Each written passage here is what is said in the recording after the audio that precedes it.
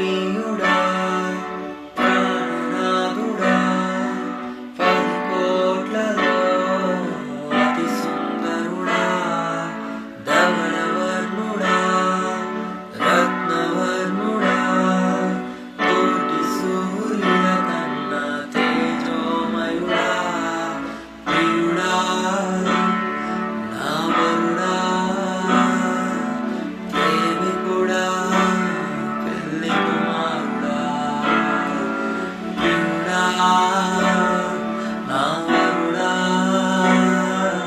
ప్రేమికుడా పెళ్లి కుమారుడా